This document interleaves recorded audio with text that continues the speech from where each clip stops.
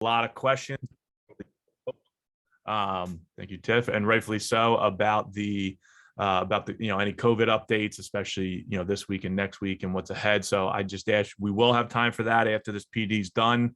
But please, when we get to the question and answer session, please just make sure all of our questions are geared towards this PD with our guest speakers from the NCAA. So without further ado, I'll get started. So this PD is setting student athletes up for post-secondary success, NCAA Eligibility Center updates and overview. Obviously, we have two very big updates with the NCAA, both with the Eligibility Center due to COVID, and then for anyone who's been following along, they are 17 days away, as George, one of our guest speakers, said, from their constitutional convention, which we'll hopefully hear a couple updates on that and how that may impact our students going on to the next level. So this is just a quick agenda. We'll have a quick inclusive welcome. I'll introduce our guest speakers. They'll go through their presentation.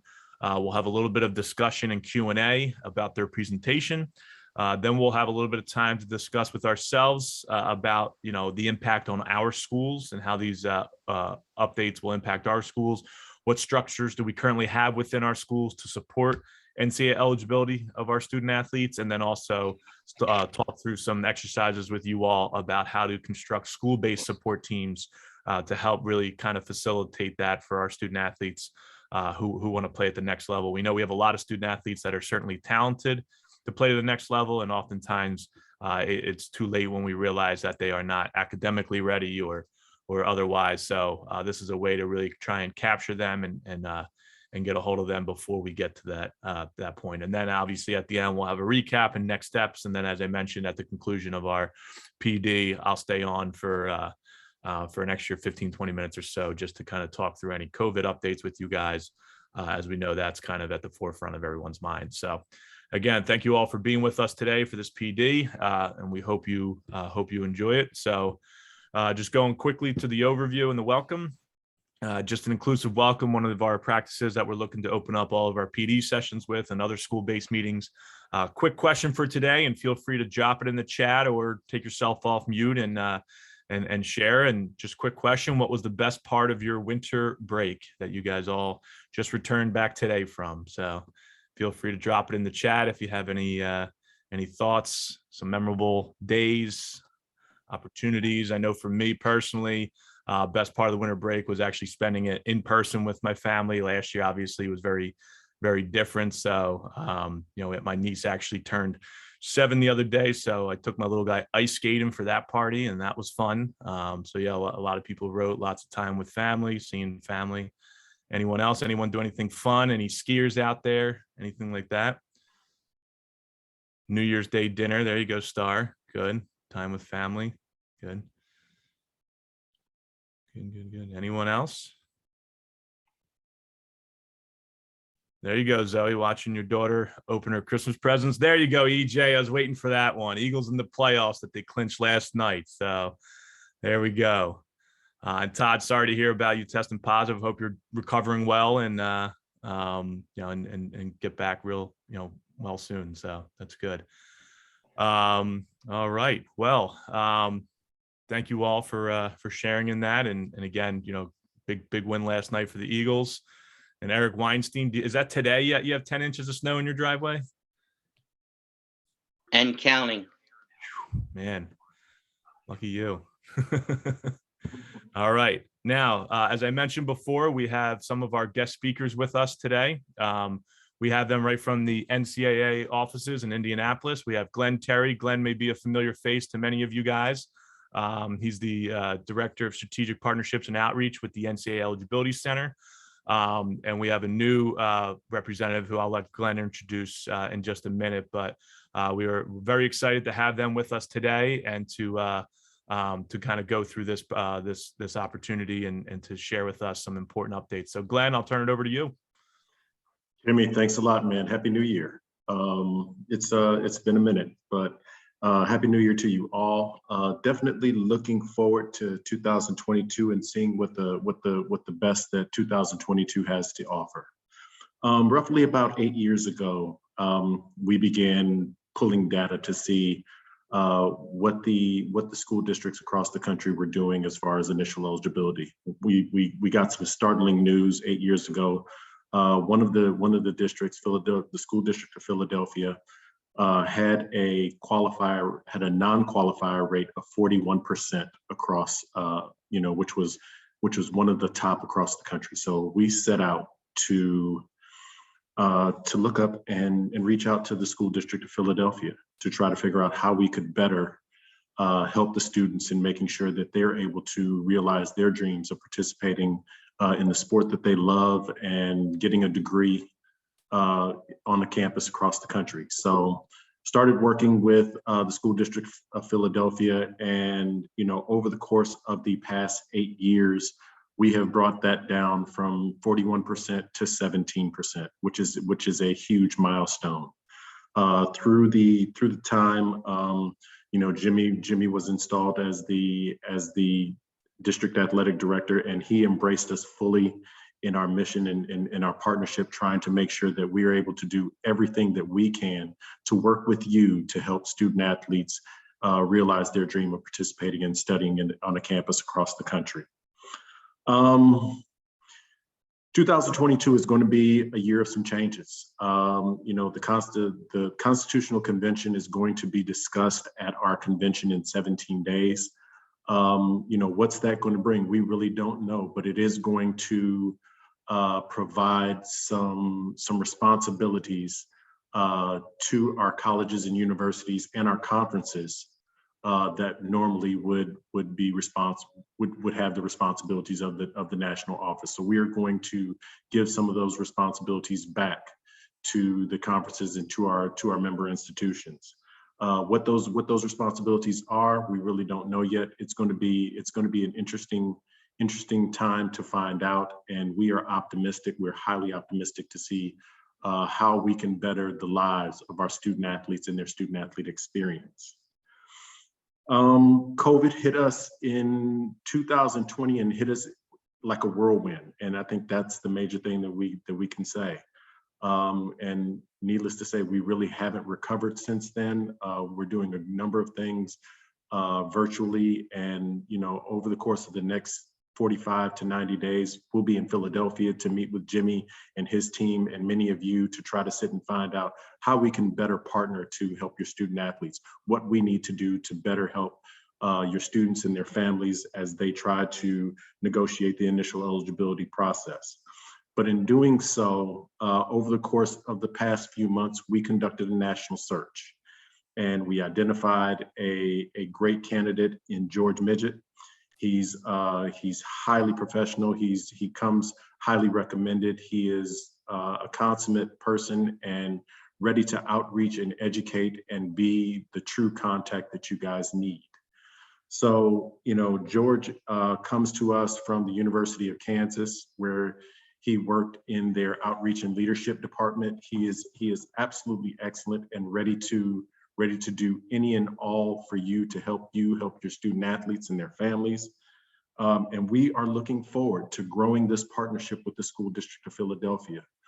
I'll say this, and being completely honest and upfront, you definitely want somebody when you are at a point that you are looking for a contractor. You'll look up and you say, hey, I'm looking for somebody to paint my house. And somebody says, I know a guy. Your first question to him, is he good?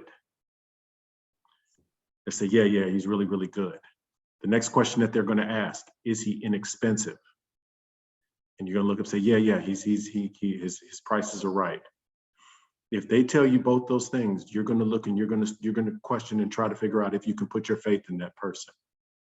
George is your guy. He is absolutely good at what he does, and he comes highly inexpensive because he's not going to charge you a dime for the information that he gives.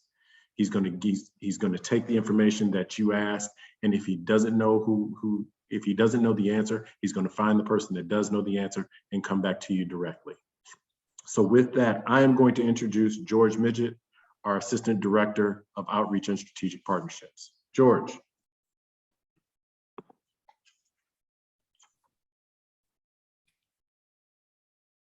George, real quick, I'm going to stop my screen share so you can pull yours up once you get a chance. Okay, thank you. Thank you for that, Jimmy. And thank you, Glenn, for that great introduction.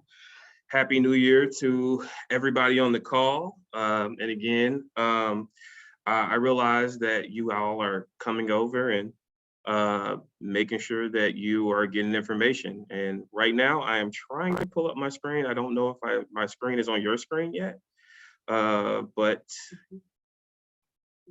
let's see. Is my screen up? No, not yet. Okay. Having Give me trouble. one second. Pull it up. Give me a second. Because it disappeared on my screen. Sorry about that. Give me 1 second. Technical difficulties. This is what we have to go through in dealing with COVID-19 and doing these things virtually. But I mean, we'll get through it like we get through everything. Worries.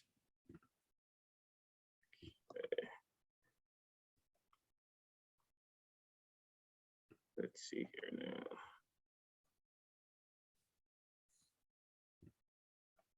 I have it queued up. You just want me to throw mine up. Oh, there we go. Are we good on our end? Do you see it? Now we're good. Now we can see it. You just got to go to the first slide. I think you're on slide number 2. Hey, all right. I think we're good now. Perfect. Does it see this handsome face on the screen right now? Yep, we're all good. All right. Watch it, George. Watch it. Okay. All right. I'm sorry about that. Okay.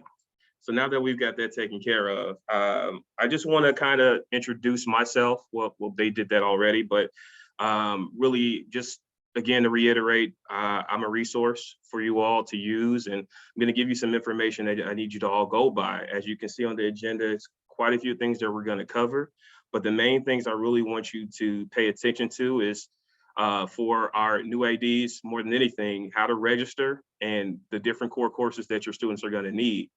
I think for everybody on the call, I really need you to pay special attention to our alternative standards. It's going to be the things that we're kind of going through and dealing with to kind of give relief to your student athletes. And the last thing, again, is to reemphasize, not only am I your resource, but other resources that you can use to give to your student athletes so that they are the best prepared as possible in navigating this journey. So on the screen, you'll see the COVID-19 automatic waiver frequently asked questions, FAQs. And with this, I want you to, I'll be referring to this quite a bit. I want you to be able to follow along. So here's a QR code. If you pull out your phones and take a picture of that QR code, it'll take you to those frequently asked questions so that you can follow along with us. Also, if you have questions later on that you can refer to. I'm gonna give you guys a second to make sure that you have that, that QR code and get those frequently asked questions. It'll also pop up again later in the presentation, but I just want you to have it in the beginning so you can go along with me.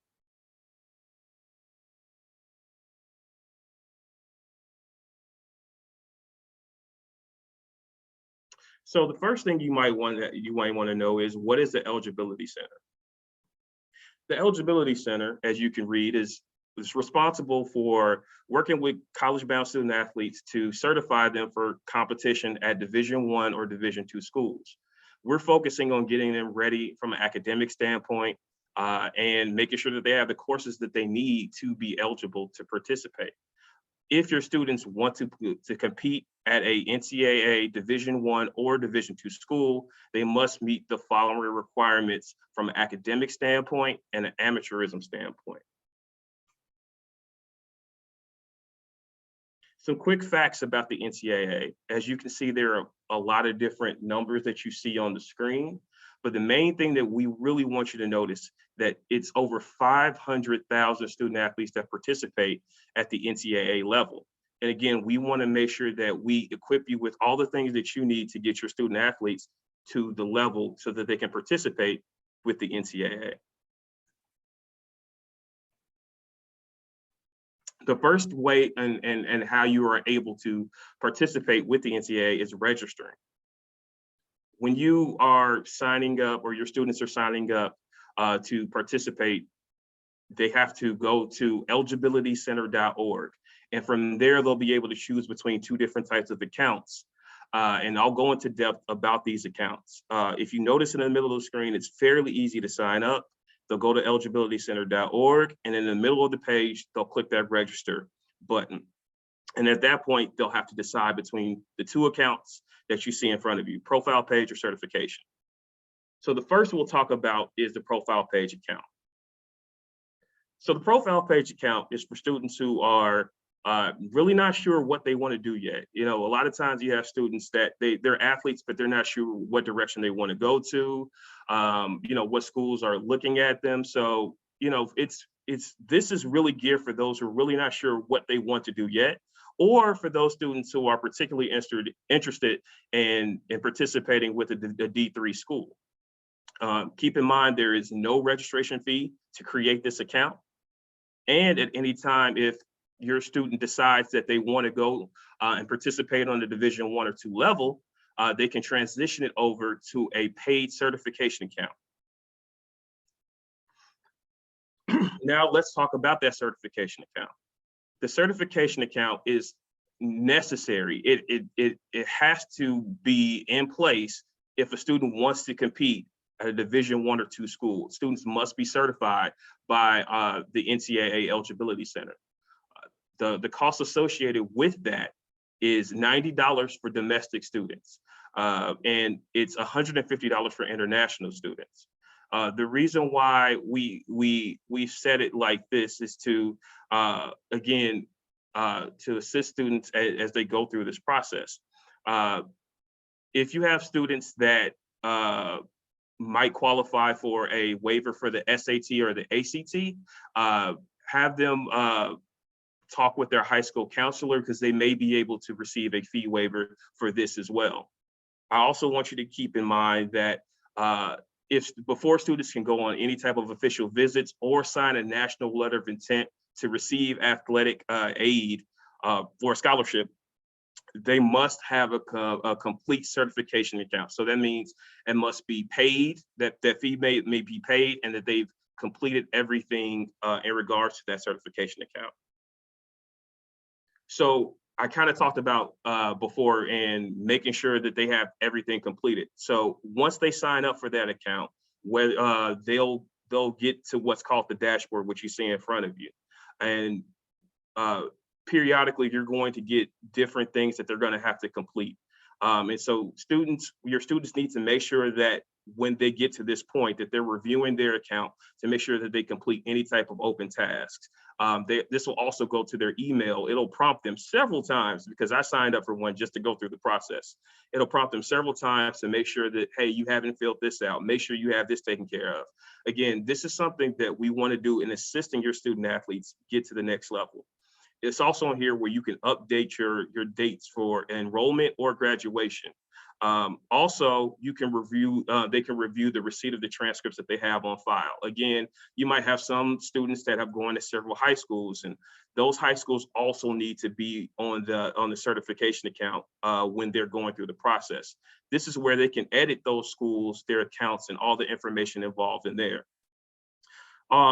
I don't know how big this might show up on your screen, but if you look on the tab where it says Eligibility Center, if you look to the right corner at the top, there should be a 10-digit number highlighted in blue. That is going to be their ID number, and that's going to be something that they're going to need to be able to keep up with in order to go through this process. This is something that they're going to give to their coaches that are recruiting them, again, so that their coaches can keep track of them. Just keep that in mind. And again, that ID number is going to be key. So that's something that you're going to want to emphasize to your student athletes. Now we'll talk about college admissions. Again, we're only one step of the process. Just because they've completed the certification process on our end doesn't mean that they're automatically going to be accepted to school. So realize that student athletes have to be accepted, or they have to apply and be accepted to their Division I or II school before they compete on campus. And also just know that, you know, when you are receiving athletic aid. The students need to be asking more information about that. Things like cost of attendance, making sure what does my scholarship consist of?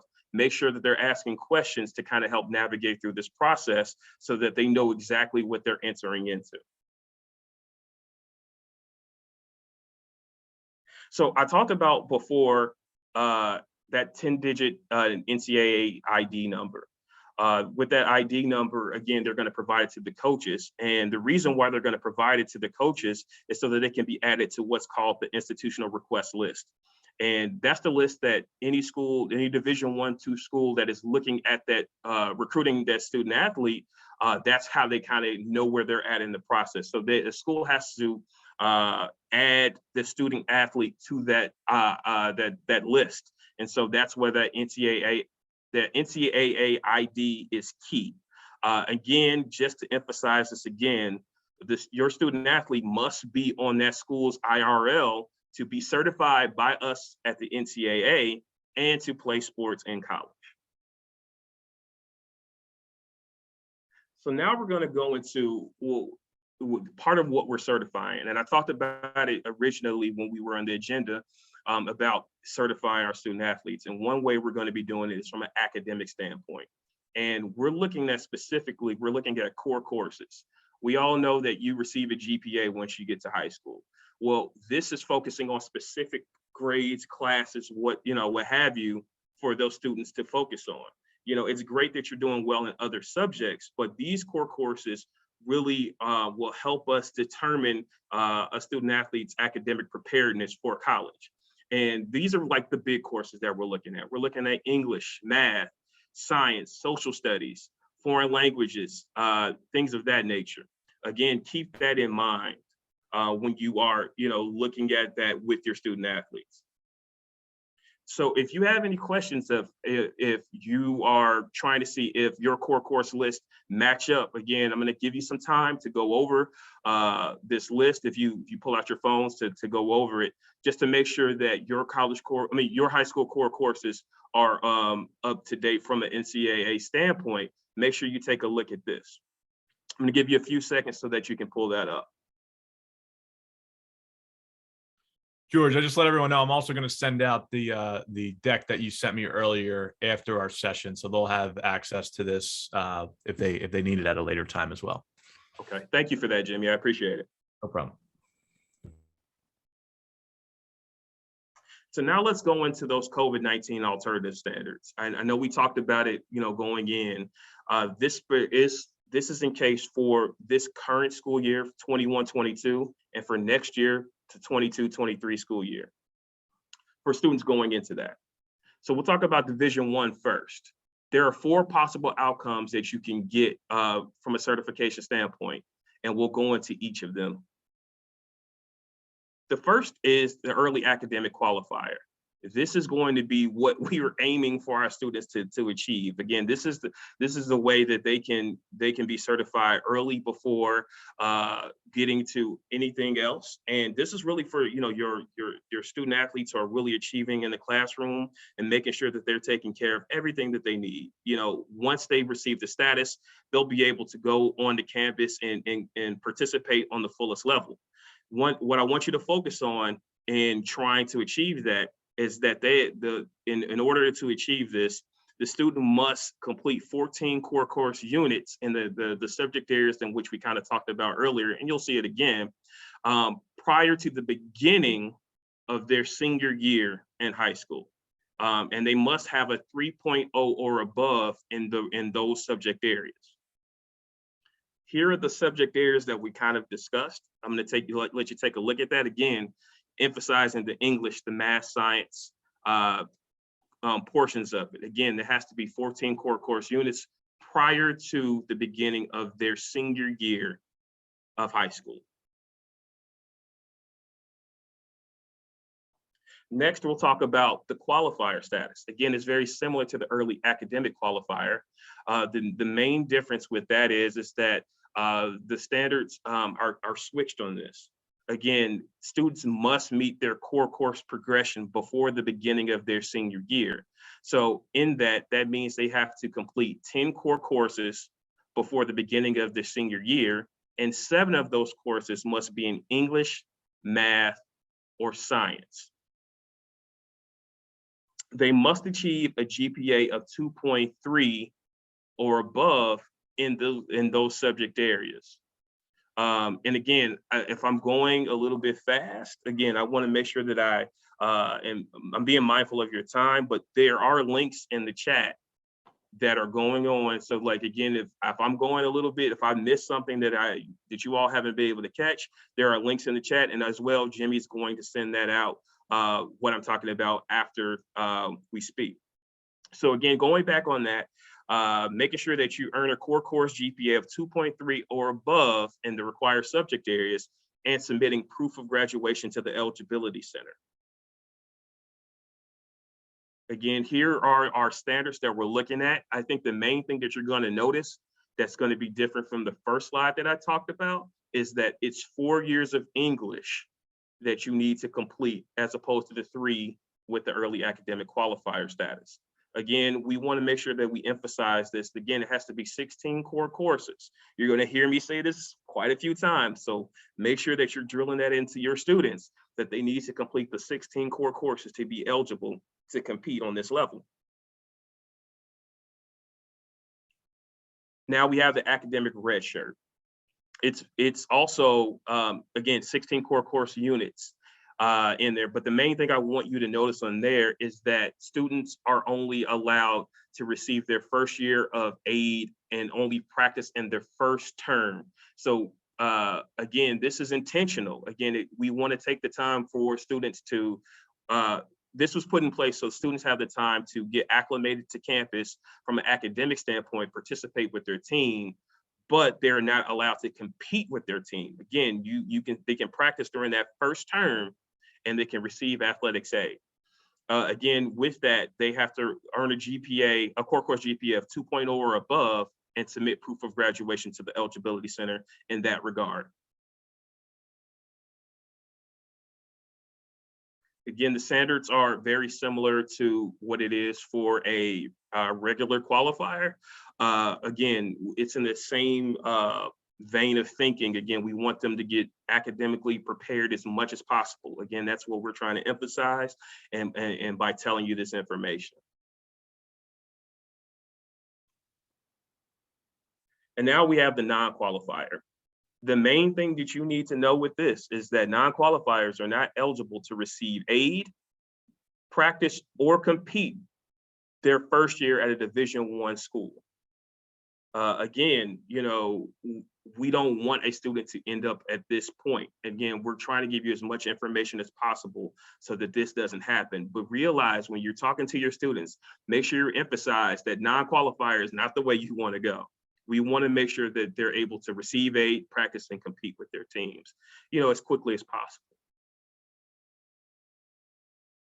Again, one thing to notice is the standardized test scores. During these alternative standards have been excluded from the criteria that we're using to look at certifying a student athlete who decide to initially enroll full-time during the 21-22 or 22-23 academic years. We're not looking at this criteria, but schools might be looking at their scholarship programs, might still be looking at as the criteria used to decide whether admissions or they're going to give out aid in these programs. So, keep that in mind, that they might still require them. So, make sure that you're emphasizing, even though the NCAA may not be requiring those test scores, other entities might. So again, it's something that we just want to emphasize in that part. Now we'll look at the D1 core course time limitation. Again, I talked about it before, where we talked about, you need to have 10 of your core courses completed prior to the beginning of that 7th semester or the beginning of your senior year of high school. When going through this course time limitation, students have to pass those 16 core courses so that they can be certified. Again, but that has to be from the when they enter the 9th grade. So you have some students now who might decide to reclassify, or they might decide to go to prep school for a year. What from an NCAA standpoint, the way we're looking at it is that they have 4 years or 8 semesters to complete those core course requirements. So with that, that means if you start in 2018, if your class starts in 2018, when that graduating class, when that class graduates, the way it was set up previous to this is that students must have completed that time. They must have completed those core course requirements when that graduating class passed through. So again, we're just trying to emphasize that. Also with that, the way the alternative standards have been set in is, again, we were intentional about setting this up.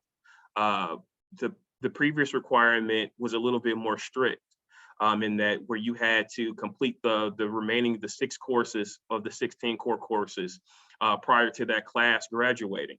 Now we've set it up so that students have up until the time they enroll in school. This gives some additional flexibility in trying to complete those core courses. And again, we just want to make sure that we're emphasizing this to let you know this is what we're working with. Here's an example schedule of what you should show to your students. This is what your courses should look like, and trying to set up to complete your 16 core course requirement. I'm going to take a pause real quick. I just want to make sure everybody's with me. I know I've said a lot of different things right now, and it's a lot of information. So I want to make sure that you take the time. You can catch up for those who need to catch up, and take a deep breath because, a round of applause. We're about halfway through the information in which we're talking about today. Hey, George, we did have a question in the chat. Dom Castelli, I'll pitch it to you. You want to ask your question? Sure. I had a question about the differences between the early indicator GPA and the regular, I guess, D1 qualifying GPA. Right. The early indicator is higher. Is that more kind of on the lines of being an early admit? So if a kid is trying to whatever, verbally commit or something like that at one point, when they do it early, it's they already have it done because they performed at a high level when they were younger. Is that kind of the idea? That's definitely the idea and what we're trying to emphasize. I mean, again, if a student is taking care of business in the classroom, if a student is taking care of business in the classroom, the way that it's set up is for early academic qualifier, again, making sure that the standards are met early. If they've done everything that they needed to do, again, we want to make sure that it streamlines the process. It helps us on our end and going through that. And Glenn, I don't know if I'm leaving anything out. If you have anything that you want to interject on that part, please feel free. Great question, man. Big thing is, the early academic qualifier, we're going to certify roughly at the end of their junior year. So as they start their senior year. So basically, the higher their GPA, they'll be able to go ahead and get certified prior to their freshman year. So what we're trying to do is reward those student athletes for great academic achievement to make sure that they're ready to go ahead and hit the ground running when they hit the college campus. George, back to you. Gentlemen. Any other questions before George moves on?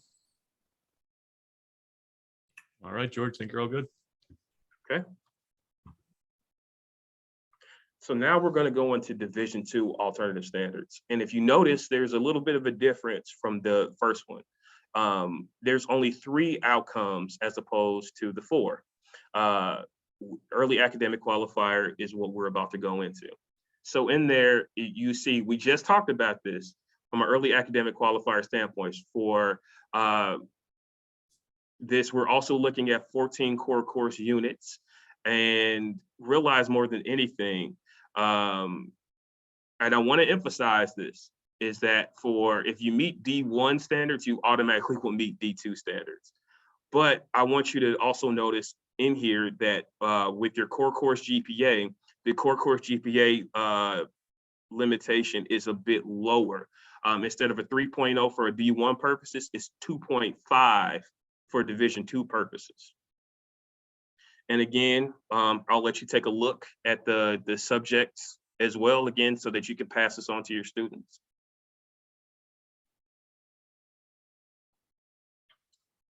Now we're going to the qualifier status. It's also similar in the fact that it's 16 core courses that are needed. And you have to achieve a GPA of 2.2 or higher and submit proof of graduation to the Eligibility Center. Again, this is intentional to really help our students get what they need.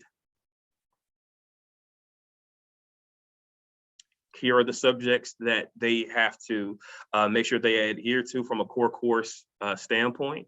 Again, take a look at that. Make sure that that you are passing this on to your students and making sure that they are understanding this.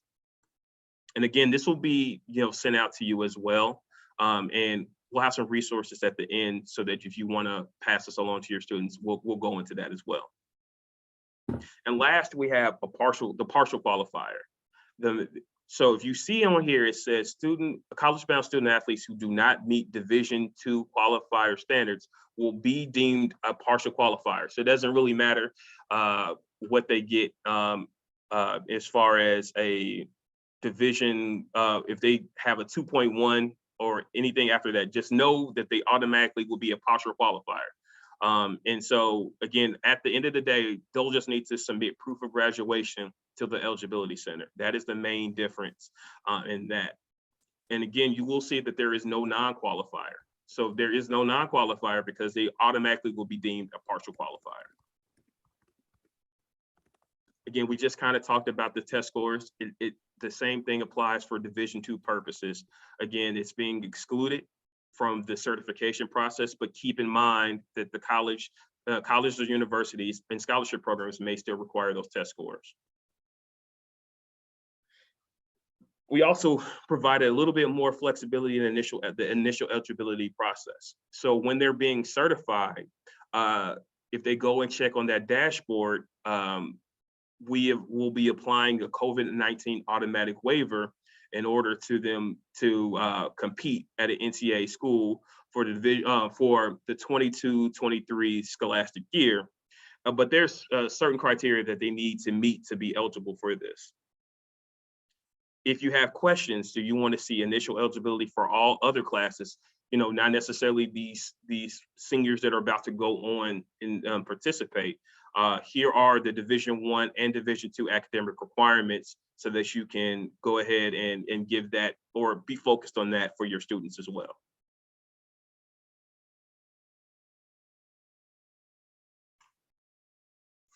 Now we'll talk about Division III. You've heard me talk a lot during this presentation about Division I, Division II.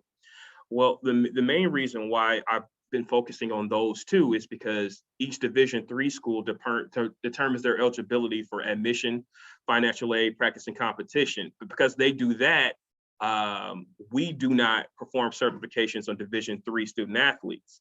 But if you have students that are thinking about going D3, we strongly encourage them to sign up at the Eligibility Center for a profile page because at any point they may decide that they want to participate on the Division I or II level, or it's just a lot of great information that helps student athletes kind of navigate this process and getting ready to be an athlete on the next level. So we strongly encourage student athletes to sign up for that profile page account.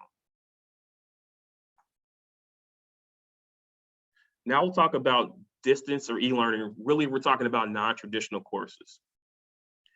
As a way of talking through this, the Eligibility Center is not requiring a separate review of non-traditional courses that are used during the spring 2020, 2021, and 21-22 academic calendars in response to COVID-19. And trying to navigate through that because there was a lot of numbers I just threw at you at once. We're looking at that when the pandemic first started, again, it kind of caught everyone by surprise.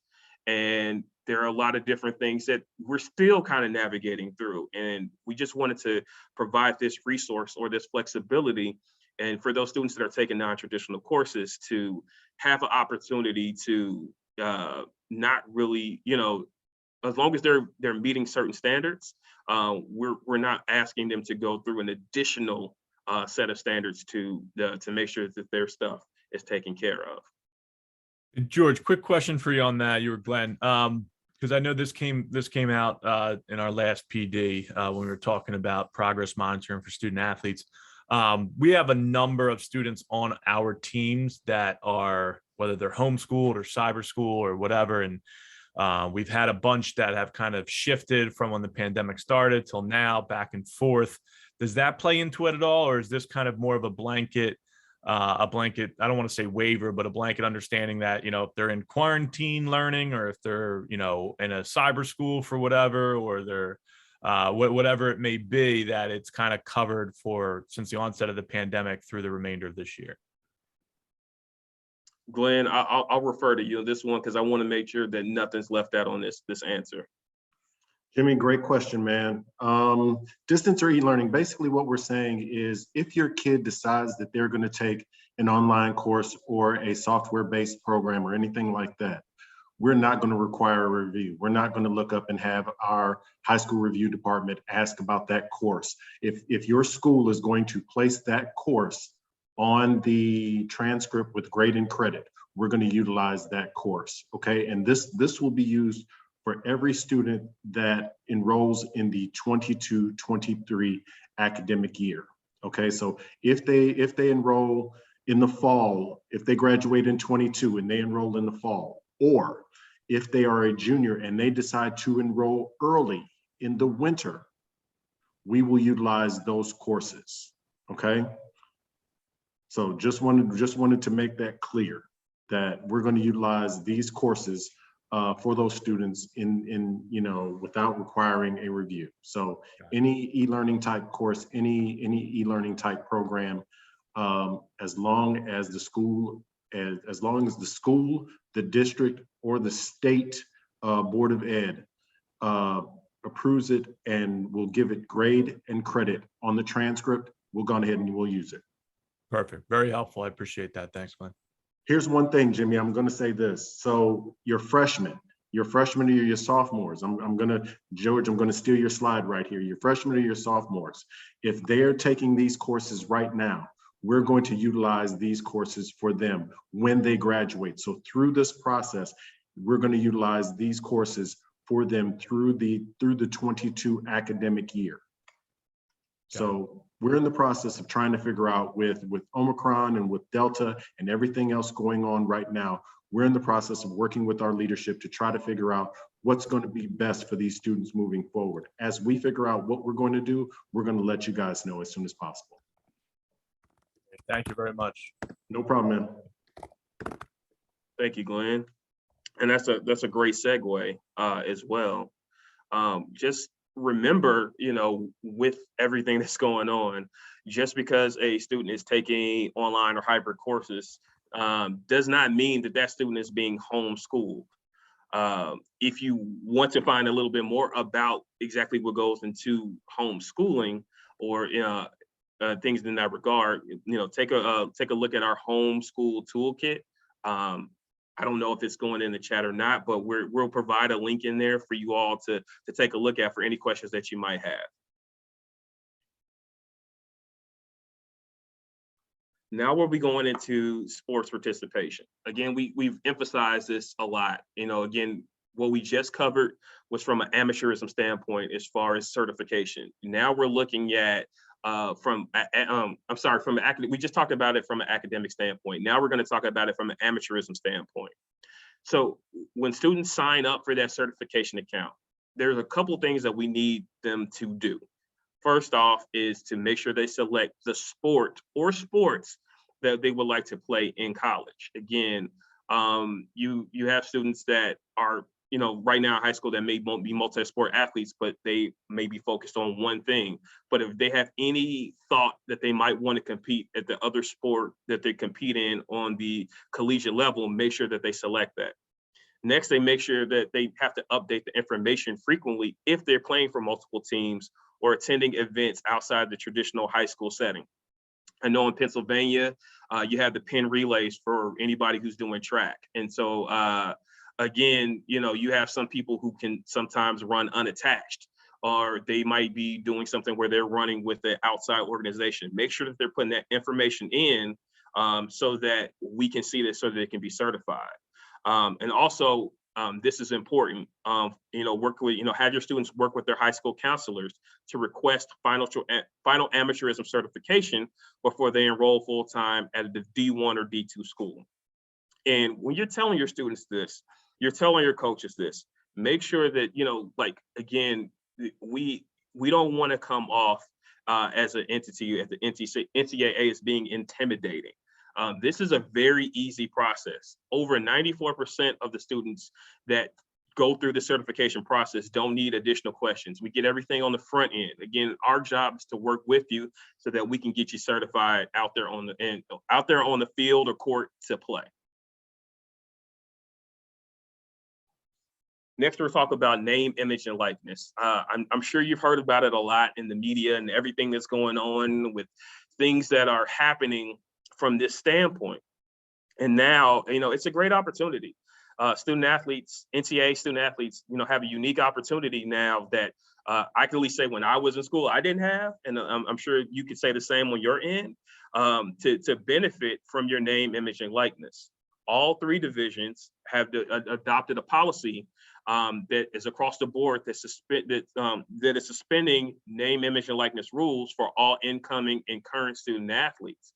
But for more information, if you really want to follow up and pass this along to your student athletes, you can visit us at ncaa.org/NIL. Also have them talk to their school's compliance office. And then I would also have them talk to the state to see exactly what laws might be in place, because again, it differs from different state to state on what they can and can't do. We're just trying to make sure that we protect eligibility. And again, I'm going to drop this a couple times. Make sure you're following us on social media, on Twitter, Instagram, and Facebook. I'll drop the handles later on in the presentation, but yeah, make sure that you're following us on there. And hopefully these are going into the chat too, so that you can follow along in there. And the main thing that we want you to do is ask before you act. Again, as your resource, there is no silly question. I want you to reach out, and if I can provide an answer to you, I will. And if I don't have it right away, I will go and find it for you.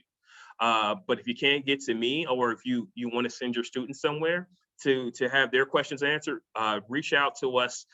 We have a great customer service review team that really helps through any and everything. They can answer any question that you might have. That's 877-262-1492. Think Columbus, so you can always remember that. You're always discovering stuff. The office is open Monday through Friday, 9 a.m. to 5 p.m. Eastern time. So again, we're in the same time zone, so that should be easy. Just think 9 to 5 and that 877 number that I just provided for you. George, real quick question. And your team is dropping the links in the chat, so we are following along with that. So thank you. We do have a hand raised from Coach Price, and I know it might have been in something you just recently went over. So I wanted to turn the opportunity to Coach Price to ask the question. Coach. Thank you. So when it comes to amateurism and high school with high school athletes, now NILs they're allowed to sign NILs now in high school, when before it would be an impropriety where they would be ineligible to compete. So what's the difference from then and now, where high school students can accept money because of their abilities on the court or field, and they can keep their eligibility to compete on a collegiate level the following year, as opposed to before that was, they would be deemed ineligible? I think the main thing is, NIL is set up for college. It's set up for them to benefit once they enroll in school. Again, different states have different legislations that they might have in regard to that. But just keep that in mind. it's not set up right now for high school stuff. Just think about it, from an NCAA standpoint. We're looking at it from a college standpoint. So once they arrive on college, then in college, that's when they can potentially take advantage of this great situation. But while they're still enrolled in high school, there might be other circumstances where they're not able to truly be a part of that experience. Glenn, again, if I'm leaving anything out, please feel free to jump in. But I just wanted to address that. I think that this is going to depend upon the particular state. State of Pennsylvania, I'm not privy to the Pennsylvania state laws on name, image, and likeness. And the one thing I would probably do, Coach Price, is defer you to the State High School Athletic Association to see what these kids can do and what they cannot do from a rules standpoint. I want to make sure that we are following all state laws, and that's where the NCAA is going to defer. We're going to defer to the state law to ensure that student athletes are doing what they are allowed to do when they're allowed to do it. And then in the event that the state does not have a name, image, and likeness law or legislation intact, we're going to defer to the college or university and their policies or procedures of where the student is headed. So I know that the state of Indiana does not have name, image, and likeness legislation on the books. So in the event that a kid from the state of Indiana wanted to take advantage of NIL, at that point, we would defer that to the college or the university and their policies or procedures where the student is headed. Coach Price, does that answer your question, sir?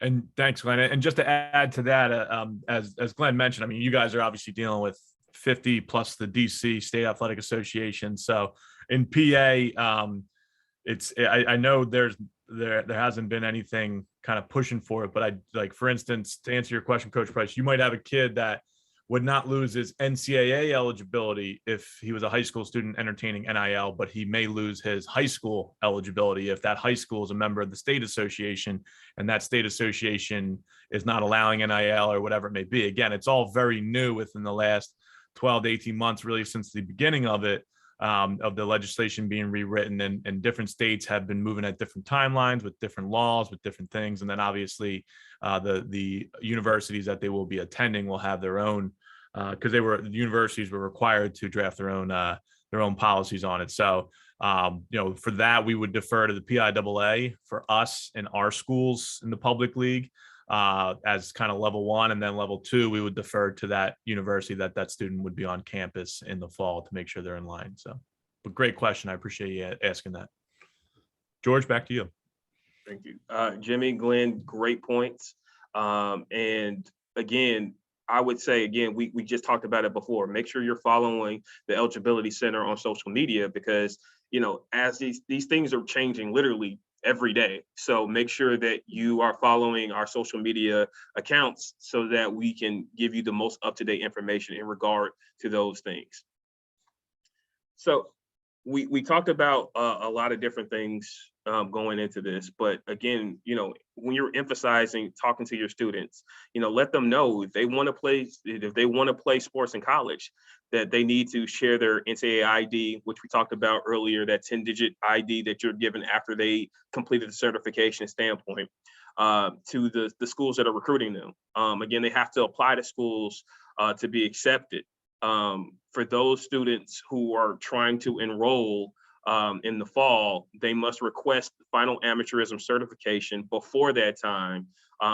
So for those who are trying to enroll in school in the fall, they need to request that certification starting April 1st. They need to request that amateurism certification. Really, that's why they have to talk to their high school counselor as well to do that. And for those that are trying to enroll in the winter or spring, they must do it starting October 1st. Again, I said it on here before that the counselor is going to be key in this, because the counselor has to submit that final transcript with proof of graduation to the institution that they're trying to go to. And also understand that there are considerations that will be available for documented educating impact disabilities. And for more information, I think a link might be going in the chat for that regard, if you want to know a little bit more about that. again, I told you before, I'm your resource. I want to be your main resource, but we have a lot of other resources for you to use when navigating this process. The first of is the one I mentioned in the beginning, the COVID-19 frequently asked questions. The high school portal is a great resource for you to get stuff for your student athletes. We have a lot of links to, webinars. We have other frequently asked questions. We have different guides on there. And if you look at the bottom of this page, the main guide that I think that you need to be able to give to your counselors is the guide to high school counselors, which is great. But the guide for the college-bound student athlete is what you need to be able to give to your student athlete. It is literally the Bible, the manual for everything that you need from a college standpoint. Getting your student athlete ready for college is in that particular document. Make sure you take a link at that. And then if you just want to have something on hand, just to give some quick things to look at for your students to go along with, the initial eligibility flyer is great in pointing out the guidelines, which I talked about earlier, with the core courses and the GPAs and what they need to have. Also, be sure to sign up for the high school newsletter. It's a lot of information. Again, it's getting updated all the time with up-to-date information so that you're always on top of things to send to your student athletes. And if you look at the bottom of this slide, you're going to see our handles for social media. So for Twitter and Facebook, it's at NCAA EC. And for Instagram, it's at Clay College Sports. Please check us out on all of them. We need to get our followers up, but we also want to be able to provide information for you. We want to be that resource for you and be able to help you at any time with the questions that you might have. Finally, I just talked about the guide to the college-bound student athlete. I'm going to drop a code for that later on in the chat as we end. But now I'll take any questions or answers that you might have so that I can be a resource for you.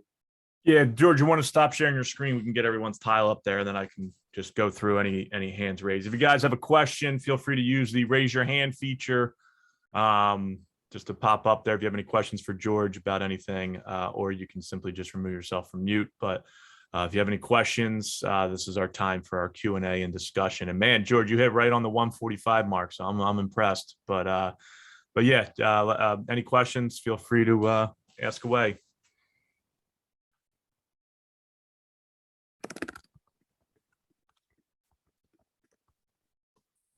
I have one question, and I'll pitch it to you, George and Glenn. I know you briefly talked about it with the Constitutional Convention in 17 days. Do you guys have any kind of expectation for that? I know that's all three divisions, Division 1, 2, and 3. Do you have any expectations for how it may impact your work or in terms of our student athlete academic eligibility, or is that more focused on kind of the amateurism and name, image, likeness and things along those sorts of paths rather than student athlete academic eligibility? Great question, Jimmy. I think that where we are is we're going to look at possibly how amateurism is going to be affected over the course of the next year with the Constitutional Convention, what we're going to do and what we're going to hand over to our colleges and universities as well as our conferences. Also, I think we're going to look at enforcement and the punishing of violations and identifying violations, investigating violations, and see where that's going to go. Will that be something that's handed over to either our conferences or our colleges and universities to do their own investigations? Great. Thank you, Glenn. Juan Manum, you have a question? Quick one. I know that from time to time, our student athletes get waivers for SATs as far as payments. Does the NCAA ever offer any kind of waiver or assistance to complete the certification process? That's a great question. If you have a student that qualifies for one of those waivers, the SAT or the SAT, they would qualify for a waiver as far as that goes. But for additional information, again, they can check the guide for the college-bound student athlete. If there's something that if outside of the purview of qualifying from ACT or SAT. But yeah, just to answer it in a nutshell, yes.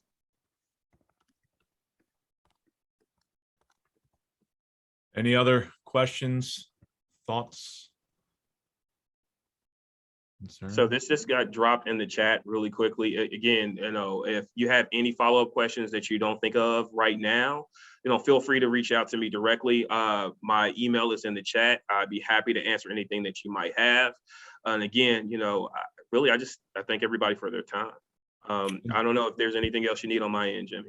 No, that's it. I'll also put your email in our follow-up correspondence with the deck and all that kind of stuff that we'll send out after the session to the folks. So again, we appreciate Glenn, George.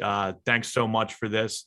We're going to kind of dive into how this impacts our school specifically and what kind of structures we want to build within our schools. But we're very appreciative of you guys coming on board and sharing it. We know there's a lot of updates and a lot of people on our call, a lot of our ADs and coaches, our former athletes themselves, and they're already seeing the changes that have been so different than when they were in college. So I think, obviously, we'll continue these discussions internally, and then I'll also keep discussing with you guys and hopefully set up something, Glenn, as you said, in the next month or so about something that we can kind of build as kind of more of a standard, professional development series throughout the year that I think will be great. So.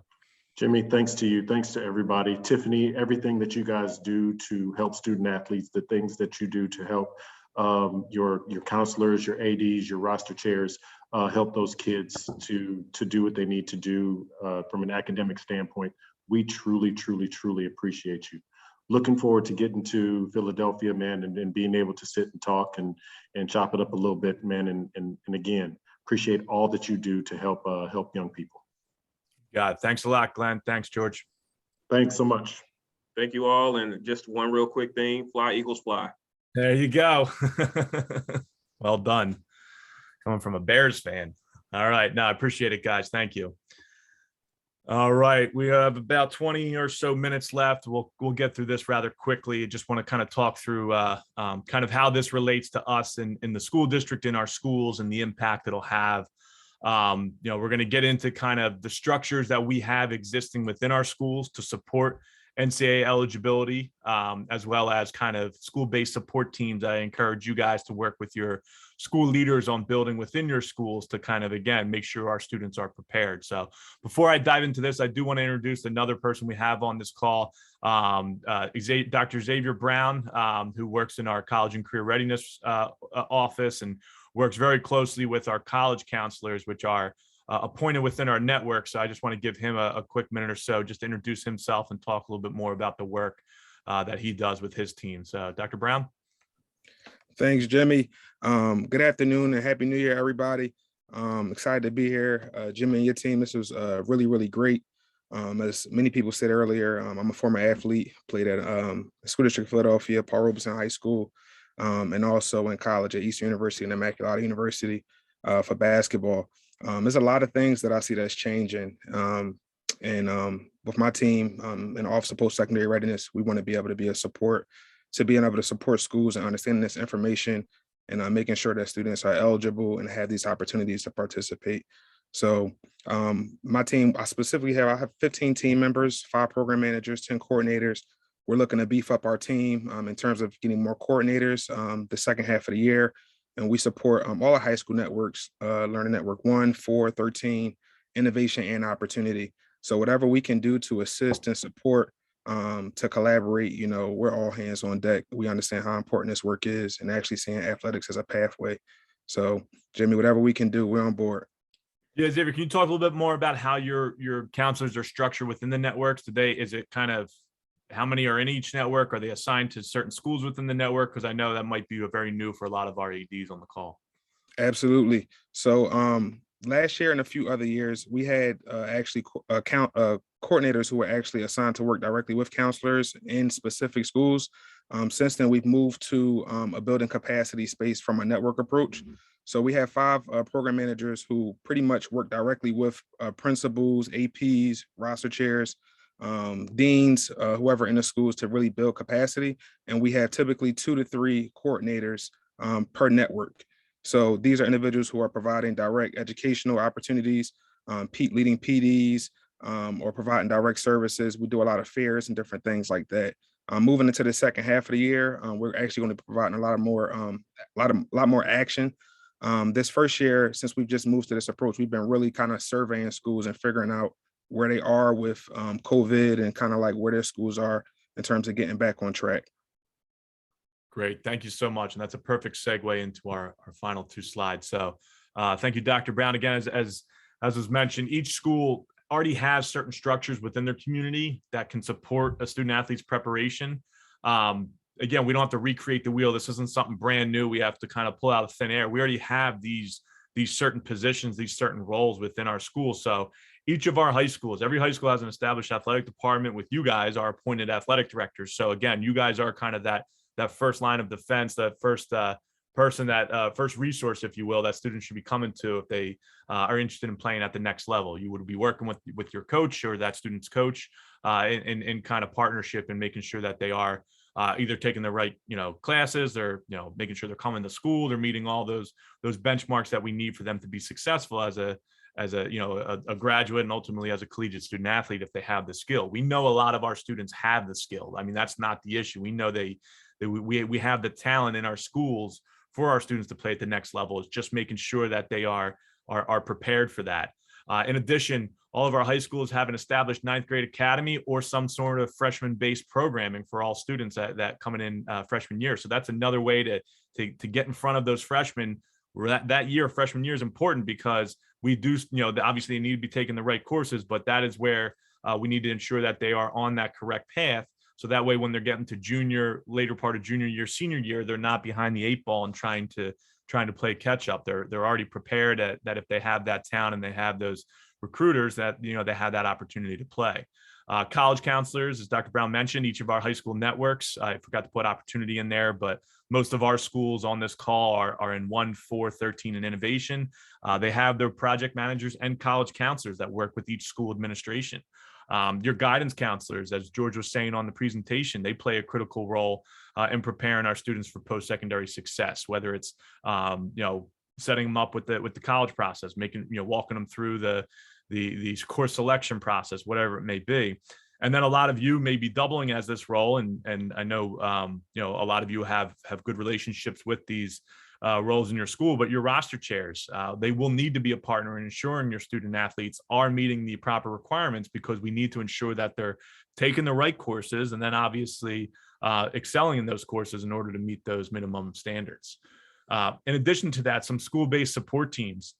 I know some of our schools have kind of taken this on their own to do. This is something that we spoke about back in the fall in our last PD in November, and something that we want to kind of continue throughout this year as we look at the progress monitoring, as we look at how we're preparing our student athletes for post-secondary success. These are roles that can be identified within the school to help support those student athletes, that want to go on. So obviously you guys as athletic directors, your school leaders, whether it's your principal or you might have an assigned AP that kind of handles a lot of the athletic stuff, your coaches, dean of students or climate managers are a big role, because again, student could be the best basketball player on the court and even doing well in school, but if they're not showing up or they're truant or anything like that, then that's going to have a massive impact on their ability to exceed at the next level. Your guidance counselors, your college counselors, roster chairs, and then ultimately your parents and guardians in that role as well, because again, we can prepare our kids for success, but we need to make sure that we have a partnership with the parent and families to ensure that they are meeting that those eligibility requirements of what they need. The other thing, and again, we started this in our last PD about the progress monitoring, and I'm glad I'll be sending this slide deck out to you guys afterwards, but I'm glad George went through that because, and this is something Dr. Brown and I have talked about for a while, the reason that we're trying to shift our knowledge and our thinking about progress monitoring and minimum eligibility standards, if you will, is because if we are ensuring that our students are on track from freshman year, if they're on track to meet the NCAA eligibility standard, we know that they're going to maintain academic eligibility PIAA, and we know that they're going to be on track for graduation. So again, freshman year, you might have a kid who's 5'4" and 100 pounds, and doesn't think he's going to play. But, you know, I've seen it a million times. He grows to be 6'4" and 250 pounds, and he's a lineman. So those kind of things can certainly happen, but we want to make sure that we are setting our students up for success. And that's a big piece of why we're pushing the NCAA Eligibility Center to kind of almost be that benchmark. We know we won't get every student there. And obviously there's a lot more resources that need to go into place, but especially for our student athletes that want to play at the next level, they need to meet that anyway. But that also checks the other two boxes and make sure that they won't suffer, you know, from failures or anything with the ends or with the PIAA, and it also makes sure that they are on track to graduation. So that's why we're trying to get your thinking shift a little bit to that progress monitoring, on track, off track as a minimum, but also the NCAA is kind of that gold star standard that if we ensure our student athletes are met there, we don't even have to worry about the other eligibility requirements, whether it's at the state level or even our district level with graduation. So with that, recapping next steps. So again, you know, this is kind of playing off of what we did in November. We'll have another one later this spring. That's where I'll probably invite Dr. Brown and a bunch of his college counselors from the networks to come and talk with us about some different, as Dr. Brown mentioned, the different actions and different events they'll be doing this year, how we can kind of build those communication lines with the college counselors, with your school support teams, and how we can ensure that we have a process in place to ensure our students are graduating ready for college and career, but also ready to play at the next level if they are fortunate enough to do so. So with that, I'll pause. Any questions, thoughts, comments? Did I miss anyone with these school-based support teams that you guys feel? Because it's something that I'll be kind of sending out afterwards. Don't all jump at once. I know you guys are chomping at the bit here.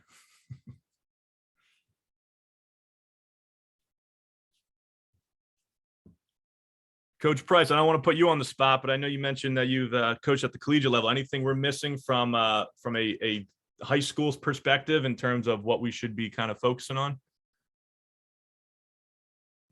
They pretty much nailed it on the head.